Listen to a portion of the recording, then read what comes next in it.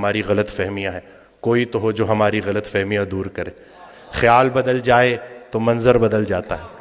بھائی صاحب کا ایک بڑا پیارا فکرہ ہے کہ جس کا جو خیال ہے اس کا وہی حال ہے۔ خیال اچھا ہے تو حال بھی اچھا ہے، اور اللہ کی نعمتوں میں سب سے بڑی نعمت حسن خیال ہے۔ یہ اس دن بھی میں ڈیٹیل میں نہیں جاؤں گا، پیشنٹس ہوتے ہیں، لیکن میں ان سے اجازت لیتا ہوں کہ ان کا یہ جو آپ بیتی ہے وہ میں لوگوں سے شیئر کروں تاکہ لوگوں میں امید بڑھے۔ ایک خاتون میرے پاس آئیں، کچھ ان کے ساتھ بڑی زیادتیاں ہو گئی تھیں اور وہ دل میں نفرت لیے بیٹھی تھیں، اور جس کے لیے نفرت لیے بیٹھی تھی وہ فوت ہو چکا تھا۔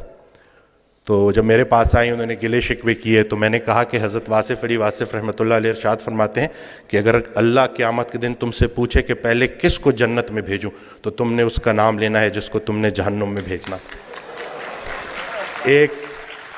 ایک مہینے بعد جب لوٹ کے آئیں تو انسان بدل چکا تھا، چہرے پہ رونق، آنکھوں میں نور۔ تو مجھے کہتی ہیں کہ ڈاکٹر وسیم جب میں یہاں سے اٹھ کے گئی، پہلے تو میں گھر کی طرف جا رہی تھی، مجھے آپ کی بات ہضم نہیں ہوئی، لیکن پھر میں نے گاڑی موڑی اور میں قبرستان چلی گئی، اور میں اس کی قبر کے سامنے کھڑے ہو کے میں نے کہا کہ جو تو نے میرے ساتھ کیا معافی کے قابل نہیں ہے، لیکن جا تجھے اللہ کی رضا کے لیے معاف کرتی ہوں۔ اور کہتی ہیں کہ اس رات میں اتنی میٹھی نیند سوئی کہ مجھے دوائی لینے کی ضرورت بھی نہیں پڑی۔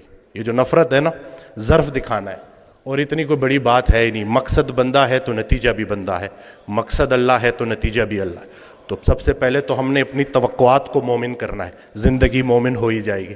اصل میں ہماری توقعات مومن نہیں ہو رہی، ہم نے ایکسپیکٹیشنز اتنی بڑھا دی ہیں، ہر کسی سے ہم توقعات رکھتے ہیں سوائے اللہ کے۔ تو اپنا گھر، اپنی تنہائی، اپنی قبر، اسی کے اوپر فوکس کریں۔ ہر انسان سے اس کا اپنا پوچھا جائے گا۔ جس شوہر کو اپنی بیوی میں صرف برائیاں نظر آ رہی ہیں، اصل میں اس کو اپنی تمام برائیاں اپنی بیوی میں نظر آ رہی ہیں۔ اچھے شوہر کو اپنی بیوی اچھی لگے گی، برے شوہر کو اپنی بیوی برے لگے گی۔ اب بتاؤ بیوی اچھی لگتی ہے یا بری لگتی ہے؟ یہ نہیں کہ سارا کا سارا فوکس ادھر کر دیا، جھگڑا ہی نہیں کرنے دیتے، سارے جھگڑے ہی ختم کر دیے الحمدللہ۔ جھگڑا جو ہے نا وہ دو بندوں کا نام ہے، صلح ایک بندے کا نام۔ ابھی ریسنٹلی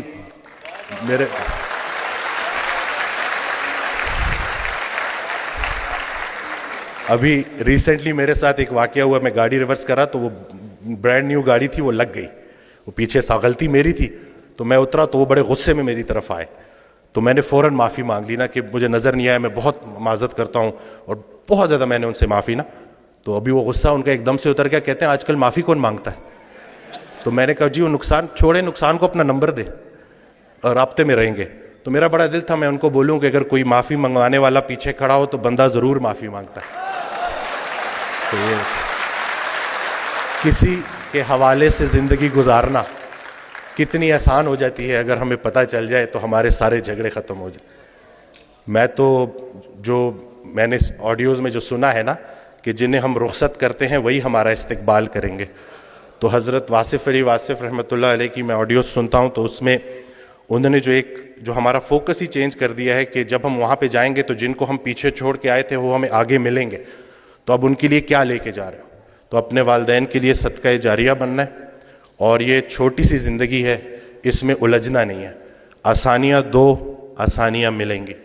ہر وہ نیکی جو تم دوسرے کے ساتھ کرتے ہو اصل میں اپنے ساتھ کرتے ہو، ہر وہ بدی جو تم دوسرے کے ساتھ کرتے ہو اصل میں اپنے ساتھ کرتے ہو۔ اسلام کوئی بات نہیں ہے جو پڑھ کے سنانی ہے، اسلام ایک کام ہے جو کر کے دکھانا ہے۔